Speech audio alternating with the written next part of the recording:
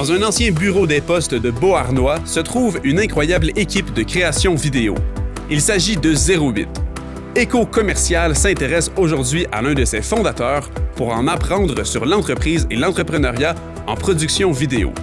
Voici Cédric Provost.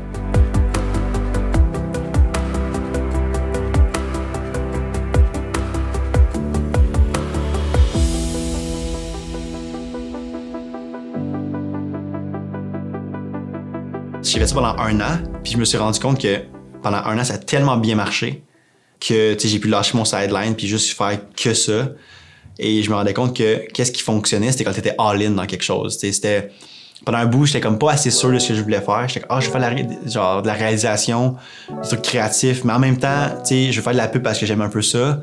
J'aime aussi filmer, fait que je veux faire des... Mais je m'éparpillais tellement. Puis en même temps, c'était pas assez payant, fait qu'il faut que j'ai un sideline, fait que je travaillais au bar en même temps. Que ça pouvait jamais dans ma tête vraiment décoller parce que j'étais comme trop éparpillé.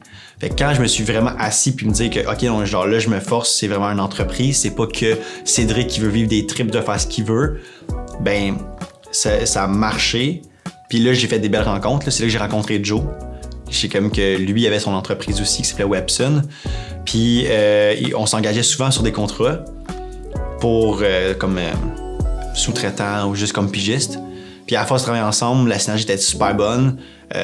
On s'est rendu compte qu'on se complétait bien les affaires. Comme que moi, j'aimais le côté créatif, le brainstorm, les scripts. Lui, il aimait pas ça. Mais moi, je détestais la comptabilité. Lui, il tripait sur les chiffres. Puis on s'est rendu compte qu'il y a plein de trucs comme ça qui faisaient qu'on se complétait sur des affaires. Fait qu'après 1 an de Beaver, puis de collaboration, puis tout, lui, ça faisait 10 ans qu'il roulait déjà. Là. Il est beaucoup plus vieux.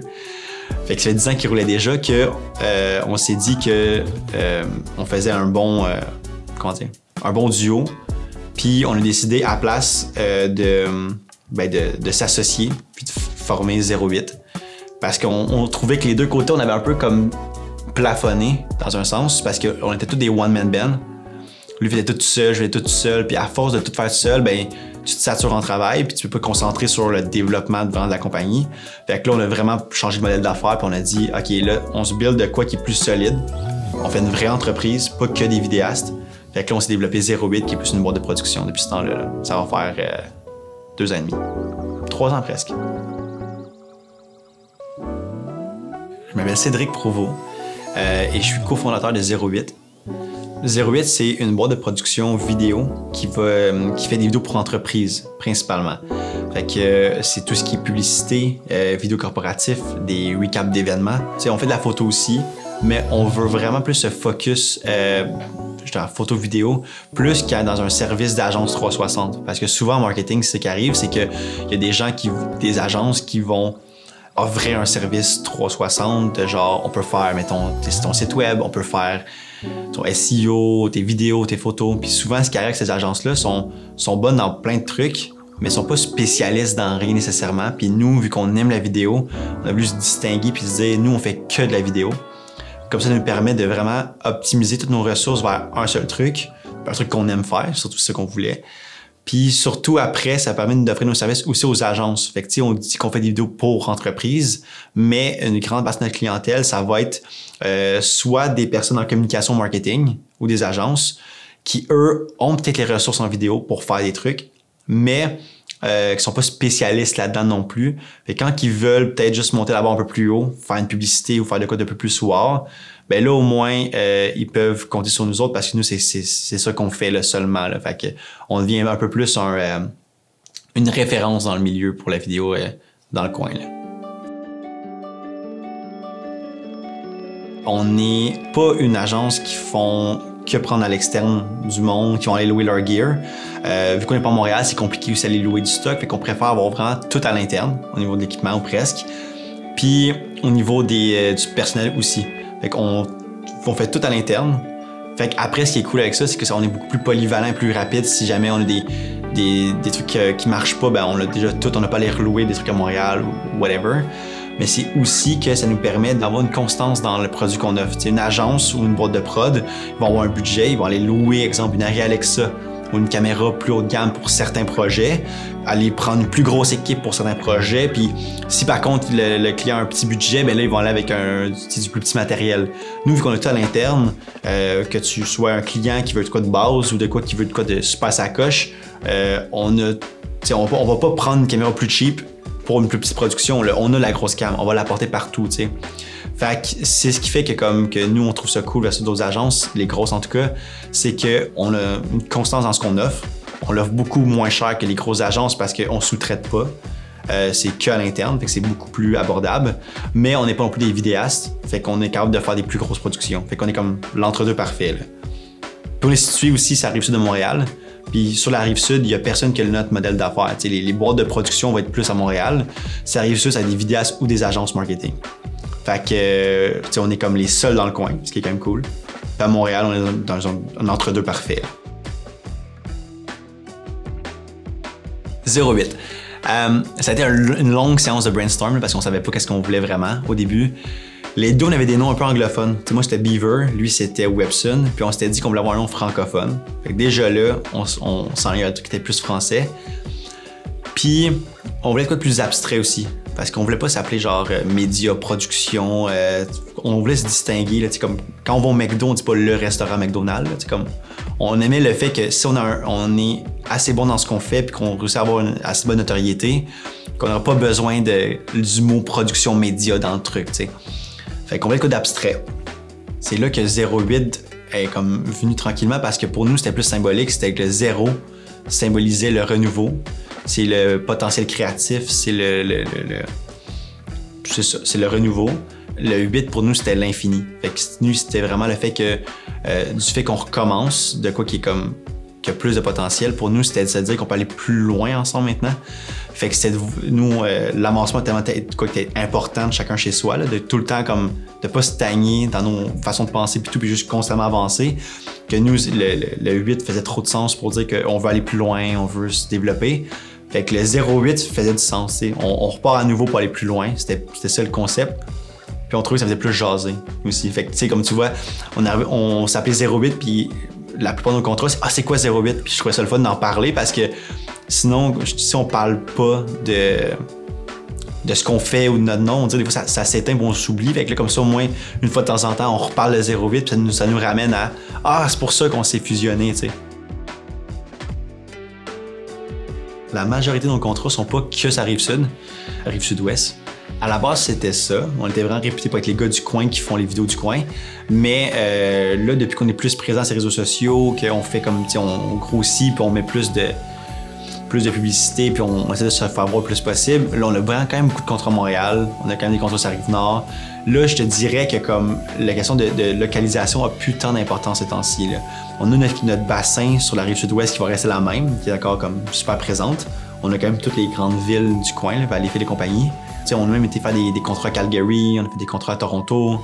Fait que on n'est vraiment pas comme limité dans notre territoire là, pour ce qu'on dessert. Là. On va beaucoup à Montréal.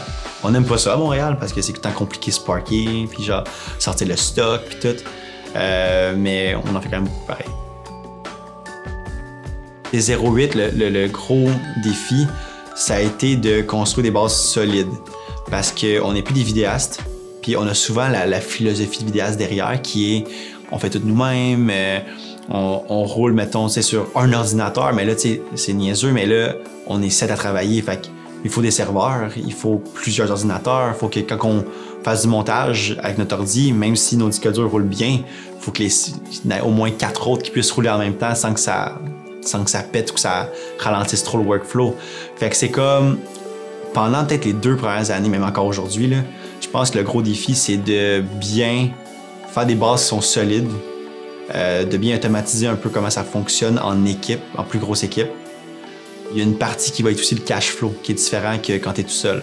C'est de mixer un peu la philosophie d'entrepreneuriat, de juste, c'est normal d'avoir des paychecks, puis juste des salaires, mais en même temps, t'as un milieu créatif. Fait que des fois, t'es là, pis t'es comme, ah non, mais je vais faire le meilleur projet possible, mais comme, est-ce que c'est une bonne gestion des ressources qu'on a, de mettre l'énergie dans un truc créatif, quand que comme, faut absolument qu'on sorte pour X montant par mois, sinon on fait faillite. T'sais, c'est comme, Moi, mon compte, j'aurais pas fait de faillite, c'est impossible. Je veux dire, si jamais j'ai besoin de faire de l'overtime, j'en fais, je vais avoir plus de contrats perso. Je peux aller travailler dans un bar, puis comme... Mais là, c'est plus les mêmes montants, là. Genre, Cédric peut pas aller comme « Ah, il manque d'argent dans le compte, je vais aller faire un chiffre au bar. » Genre, comme on n'est pas à ça près, là. Fait que des enjeux qui sont complètement différents. Fait que je te dirais, le mix de cash flow ces temps-ci, de grossir rapidement, c'est des défis qui sont quand même différents. Surtout dans le milieu créatif, on n'est pas obligé, on n'est pas habitué d'habitude, là. On a Will qui travaille avec nous, qui est beaucoup dans le VFX, qu'on veut l'offrir de plus en plus aux clients, puis on se rend compte que comme, combien de temps ça te prendrait si on veut faire une shot comme ça? Ah, ça me prendrait 15 jours. D'accord, OK. Puis là, on calcule de l'heure combien ça nous coûterait, là, 15 jours de montage, pour se rendre compte que comme, OK, c'est pas que on veut faire ça, on va le faire. Il y a une réalité quand même business qui est-ce que c'est rentable de le faire. Fait que on est tout un peu déchiré dans ce qu'on veut, dans ce qu'on peut. Fait que c'est pas les mêmes enjeux qu'au début là. Au début, je pouvais passer une nuit à faire du montage, puis même si j'y arrivais pas parce que j'avais mal calculé, c'était pas grave, là. On a passé d'une clientèle qui était très petites entreprises ou institutions qui nous engagent pour des petits contrats ou des corpos parce que souvent c'était moi ou Joe tout seul. Fait qu'ils sont comme habitués à avoir un prix, mettons, en tête quand ils nous engagent. Puis là, en grossissant, ben là, ce qui arrive, c'est que comme on veut, tu sais, on augmente nos standards, on essaie de mettre plus de temps évidemment dans chaque prod. Nos prix fixes, ils vont changer aussi. Fait qu'il faut quand même qu'on monte nos prix en même temps. Ben, comme toutes les entreprises qui existent. Puis ultimement, quand on veut pitcher des projets qui demandent plus de temps, qui sont plus cool, ben certains clients sont comme pas habitués à ces prix-là. Parce que ça fait quand même longtemps qu'ils travaillent avec nous autres, puis ils sont comme OK, c'est sûr que comme on n'est pas habitué de comme mettre 15 jours de montage sur une seule shot là. C'est nous habituellement, mettons le client va dire ça prend une journée de montage pour faire notre montage au complet. Et là tu vas faire 15 jours pour faire une shot. Fait que c'est comme de convaincre nos clients que c'est worth it, c'est quand même difficile parce que comme ils sont vraiment pas habitués. Fait que nous, où est-ce qu'on veut être sûr de pouvoir pousser des projets créatifs, ça va être beaucoup avec des nouveaux clients aussi. Puis c'est là que comme qu'on va mettre de l'avant un peu nos contrats créatifs, ça va être d'avoir un portfolio qui est un peu plus publicité, un peu plus funky, puis genre travailler que mettre, mettons, des corpos pour que les nouveaux clients qui ont jamais travaillé avec nous autres n'aient pas l'habitude de dire « Ah, 08, c'est eux qui font que de la corpo, tu sais. » C'est eux, c'est eux qui font des trucs cool puis qui font du VFX. Puis à ce moment-là, ces personnes-là, si on a conscience du budget avant de commencer, on est capable d'offrir un truc cool en sachant combien ils sont prêts à payer. Comme, tu sais, là, on travaille sur un démo qu'on veut qu'il soit le plus dynamique et le plus, pas que dynamique, là, mais qui met de l'avant des projets qui sont beaucoup plus créatifs pour être sûr de dire aux gens, hey, 08 fait des trucs créatifs, là. Parce qu'il y a une anecdote qui est arrivée justement avec un de nos clients qui était une institution là, gouvernementale avec qui on travaille beaucoup, que nous embauche beaucoup pour des entrevues, des corpos, des trucs plus comme plus simples. Puis à un moment donné, il avait débloqué un budget pour faire un truc créatif, genre une genre de petite pub ou un truc plus funky. Puis quand c'était le temps de le faire, ils ont engagé quelqu'un d'autre.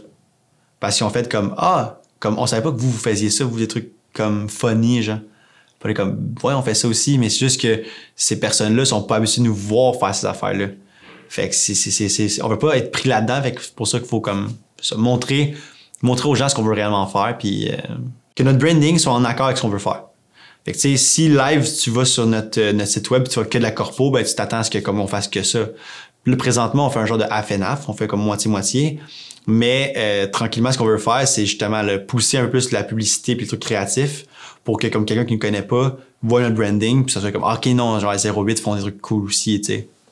Quand je dis cool, je parle de parce que même nos corpos, on essaie de les rendre les plus divertissantes puis les plus cool possibles. Mais justement, des fois les corpos, quand je dis que c'est pas cool, ça va être justement comme s'il y a un client qui veut que ce soit le moins cher possible, le plus vite possible, ben tu sais, à un moment donné, c'est sûr que comme on a des compromis à faire. Versus, il y a des corpos qu'on a fait qu'on adore, qu'on a mis sur notre site web, qu'on est comme eux sont vraiment comme sa king coche. Parce que on travaillait avec du monde qui était ouvert à ce qu'on fasse pas que se pointer pendant comme vraiment pas longtemps, puis comme qui sont pas fermés avec certaines idées. Fait qu'on a pu développer des trucs plus originaux avec des corpos. Fait que cool, c'est pas que de la pub. Quand je dis cool, je parle plus d'avoir une liberté créative. Tu parles de faire des trucs qui sont simples, mais de le pousser un peu plus loin. Fait que c'est de convaincre les gens qu'on peut faire des trucs qui sont originaux, même si ça doit être simple, mais c'est de nous laisser un peu l'espace de brainstormer ensemble puis de trouver une idée le fun. À la base, on a commencé, puis c'était moi, Joe, puis mon frère. Puis là, tu vois, on est rendu 7 dans l'équipe en 2 ans. Les locaux qu'on a, on est en train de les doubler de grandeur ces temps-ci, de superficie. Fait qu'on est des rénovations puis tout. Fait qu'il y a beaucoup de trucs. Puis l'équipement aussi, on a peut-être doublé ou même triplé l'équipement qu'on a en 2 ans. Fait qu'il y a beaucoup de trucs qui ont changé rapidement. Puis ça, c'est un succès dans un sens. Oui, ça crée un peu certains stress, mais en même temps, c'est que ça fonctionne. Si ça fonctionnerait pas, on serait encore les 3 en train d'avoir le même équipement puis de courir après les contrats, tu sais. Fait que non, le fait que le monde nous font confiance puis qu'on progresse puis qu'on réussit à aller faire du contenu de qualité puis de grossir, pour moi, c'est un succès. Puis on a de plus en plus de contrats qui sont aussi publicités, là, qui sont scriptés, puis où est-ce qu'on a une liberté créative de présenter des trucs à des clients, puis on n'est plus que dans du corpo. Fait que ça, pour nous, c'est quand même un succès parce qu'on veut faire des trucs plus scriptés aussi. Fait que, ouais, plus de contrôle fun, plus grande équipe, puis c'est ça, le plus grand local. Fait que ça, c'est aussi un truc qui montre que on va dans le bon sens, là. Au début, c'était pas grave qu'on n'ait pas beaucoup, mais en grossissant, on se rend compte qu'on a besoin d'espace. Puis là, ce qu'on a fait, c'est qu'on va agrandir, justement, nos espaces bureaux. Et tout ce qui était la partie plus studio, au lieu d'être un petit coin dans le bureau, c'est vraiment rendu un grand espace qui va être à côté, qui va être indépendant aussi. Ce qui veut dire que les personnes vont pouvoir vraiment accéder au studio sans passer par 08. Puis ils vont avoir leur intimité à eux. Puis si nous, on fait des contrats nous-mêmes, on peut. Mais on va pouvoir aussi offrir le service aux gens d'aller juste louer le studio puis s'en servir si eux veulent s'en servir. Fait qu'il va y avoir un setup plus faire des podcasts, puis il va y avoir un setup où est-ce qu'ils peuvent mettre, mettons, des backdrops, prendre des photos, trucs comme ça, là. Fait que ça, on trouve ça cool. Pour nous, c'est un plus parce que ça nous permettrait d'avoir des contrats qui sont quand même beaucoup plus accessibles pour nos clients. Souvent, des fois, nous, vu qu'on a beaucoup d'équipements puis beaucoup de personnel, quand on se déplace pour 10 minutes, nous, on charge quand même un minimum d'une demi-journée. C'est pour le déplacement, le fait qu'on pack le stock, qu'on vide les cartes. Il y a beaucoup d'étapes qui viennent avec un tournage, pas que être présent sur le plateau. Fait que des fois, on est contacté pour juste faire un message de 10 minutes, puis on trouve ça plate de charger la totale pour ça. Mais on n'a pas le choix. Mais là, c'est d'offrir à ces personnes-là la chance de juste venir en studio. Au lieu de charger un minimum de 4 heures, c'est comme non, on vient 1 heure, les caméras sont installées, puis là, comme ça, c'est beaucoup plus rentable pour eux, pour faire la quantité s'ils veulent, tu sais. Fait que c'est de quoi qu'on trouvait que c'était le fun à nos clients, puis que nous, en même temps, ça nous permet de faciliter les petits contrats, les petits trucs de 10 minutes. Ça, c'est pour le studio. Puis en plus du studio, il y a aussi un sous-sol qui vient avec. Fait que ça nous permet d'avoir une salle de montage, puis une salle d'enregistrement aussi de son, qui sont indépendantes l'une de l'autre. Souvent, ce qui arrivait, c'est comme ici, c'est une salle de montage qui est plus privée. Fait que des fois, on fait des montages avec des clients qui sont à côté de nous puis qui regardent ce qu'on fait. Mais ça, c'est sûr que c'est pas évident quand ils ont des commentaires, des trucs comme ça, mais qu'il y a plein de monde qui parlent, qui font des jokes déplacés à côté. Là, au moins, c'est check, on a notre espace. Fait que c'est plus privé, plus de contrôle. Puis l'autre côté, c'est un truc de son, là. Fait qu'on peut vraiment faire des enregistrements, genre de voix off, puis trucs comme ça. Ce qui est cool aussi, c'est que dans l'équipe, on est plusieurs réalisateurs, là. Je sais pas, au début, c'était que moi, mais ultimement, il y a mon frère qui fait la réalisation, il y a Will, Max, tout le monde peut faire la réalisation dans l'équipe. Fait que c'est le fun qu'une fois de temps en temps, quand c'est créatif, de se passer un peu la POC, puis tout le monde peut gérer un projet par eux-mêmes, parce que ce que ça crée aussi, c'est plus d'idées, tu sais. Si c'est qu'une seule personne qui a des concepts, des fois, ça vient tout un peu la même affaire, mais là, au moins, ça permet d'explorer plus de trucs en même temps. Puis un projet récemment qu'on a fait, exemple, avec un organisme c'est pour la cyberintimidation. Puis ça, on trouvait ça cool parce que ce projet-là, c'était pas ça. Ce qu'on trouve cool avec ce projet-là, c'est que ça surpassait nos compétences qui étaient que la vidéo. Fallait créer une chanson, l'enregistrer, un vidéoclip de la chanson qu'on a créée. Fait que c'était comme un truc que moi j'ai vraiment aimé faire parce que c'est moi qui l'ai réalisé puis qui a écrit avec Florian, là, un gars qui on travaille aussi. Puis ce que j'aimais, c'était du fait que j'étais habitué d'être créatif dans mon milieu, mais là, c'était le fun de voir de s'asseoir puis de penser à d'autres médiums qu'on n'est pas habitué. T'sais. Là, c'était comme écrire une chanson. J'ai jamais fait ça, mais c'était le fun comme exercice. Puis l'enregistrer, c'était aussi un trip aussi. Là, fait que la chanson, c'est Tubip. Là, fait que le monde peut aller voir s'ils veulent. Là. C'est pour sensibiliser les ados sur la cyber-intimidation. C'est comme un vidéoclip avec l'acronyme Tubip, c'est comme leur acronyme à l'organisme. Ces nouveaux souliers, chill. Mais après, a dit, tes parents pourront jamais te les payer. Tubip. Si tu reçois des emojis qui tirent la langue ou des mains qui font des signes, chill. Mais s'il y a des pages, des aubergines, pis que c'est pas une recette de cuisine, Tubip. Si tu joues en ligne avec quelqu'un qui veut être ton copain, chill. Mais s'il y a là, même pas ton grand-père. Ça, c'est un projet qui était cool. Will a réalisé une pub pour les policiers. Ça, j'ai trouvé ça vraiment cool parce que comme il y avait des possibilités de shots qui étaient folles. Là, les policiers, ça reste comme t'as des lumières partout, t'as des poursuites de voitures, t'as beaucoup de potentiel en termes de scénario que tu peux faire. Fait que là, Will s'est vraiment laissé aller, puis on a réussi à faire une production qui était quand même cool, mais avec peu de ressources, parce qu'il n'y a pas un immense budget non plus. Fait qu'on a réussi à faire de quoi quand même nice avec genre 2 personnes par shoot. Mais on a quand même fait de quoi qu'on est quand même super fiers pareil, là, t'sais. Fait que le publicité, il y avait ça. On a fait une vidéo de sensibilisation pour la trisomie 21. Ça, c'était quand même intéressant parce que c'était plus un court-métrage vidéo sensibilisation. Fait que c'était une vidéo de 2 minutes. Puis ça, c'est Max qui l'a réalisé. Puis ça, c'était quand même le fun de faire comme explorer un peu une vidéo sensibilisation, mais dans le format un peu plus court-métrage, où est-ce que comme c'est un peu plus long, on développe des personnages, des relations. Fait que ça, c'était quand même intéressant aussi à faire, là. Puis tous ces projets-là ont été faits pas avec des budgets de fou. Puis c'est ça qui est quand même le cool parce que on se rend compte qu'on travaille tellement tout ensemble, l'équipe, que une agence qui viendrait embaucher genre 10, 20, 30 personnes pour faire une production, nous on le fait avec les 3, 4, 5 mêmes personnes. On se connaît tellement, on connaît tellement le workflow que puis tout le monde sait tout faire, que sur une prod on est super efficace. Là, puis qu'on est capable de faire des trucs qui nous épatent des fois même en une journée. Là. Un truc qu'on est vraiment fiers parce que c'était cool à faire, c'était au Vieux, là, la brasserie à Beauharnois. Une vidéo qu'on devait faire qui était un mix de genre corpo avec où est-ce qu'on devait voir, mettons, du monde faire la nourriture et tout, mais on pouvait le scripter. Fait qu'on a comme tout fait nos shots en conséquence de genre de storyline qu'on a créé, même si c'était de la corpo. Puis on devait filmer en live un vrai party là-bas. Mais là, l'affaire, c'est que, tu sais, il y a 1000 contraintes parce que, je sais pas si vous avez déjà été au Vieux à Beauharnois, là, mais des fois, là, comme le party quand il est pogné, là, c'est il y a beaucoup de monde. Mais là, on voulait avoir un look qui était quand même cinématique. On veut pas avoir un look de recap d'événements, là. Fait que là, ça a été d'être en plein milieu de la crowd, d'avoir avec des spots d'éclairage, de prendre du monde puis d'aller te crier parce qu'on s'entend pas, là. Est-ce que vous êtes game de vous frencher dans le coin là-bas? C'était un couple, mettons, puis comme ah ouais, ça va être filmé, là. Est-ce que vous êtes d'accord puis tout? Ouais, mais là, on s'entend pas, puis ok, refaites-le, leur frenchez-vous encore, là. Puis comme c'était, puis là des fois on était coincés, on dit est-ce qu'on peut vous filmer quand vous dansez? C'était un des conditions extrêmes que habituellement tu regardes ça puis ça a l'air juste d'être un recap, mais on a réussi à faire des choses cinématiques avec ça. Fait que ça, je trouve ça quand même cool. Tu sais, aujourd'hui, tout le monde est sur Internet, sur le web en général.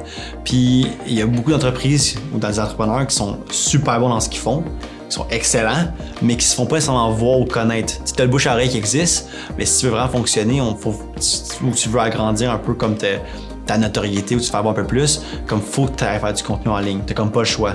Puis nous, ce qu'on fait beaucoup, ça va être ça justement d'aller prendre des compagnies qui sont pas nécessairement comme les plus grosses du coin, mais de faire quand même la vidéo la plus sacoche possible pour qu'il y ait une chance de se faire voir plus loin que juste le bouche à oreille du coin, là.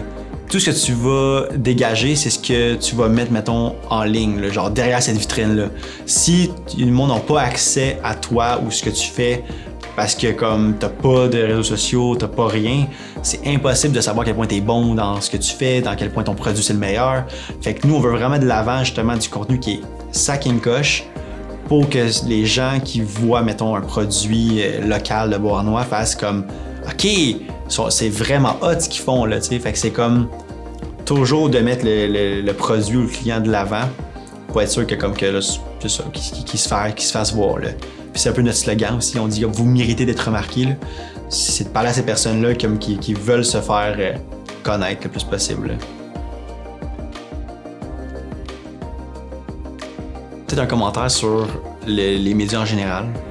surtout, on va dire, avec la vidéo ou notre métier, c'est que, tu sais, aujourd'hui, tout le monde est sur TikTok, Instagram, trucs comme ça.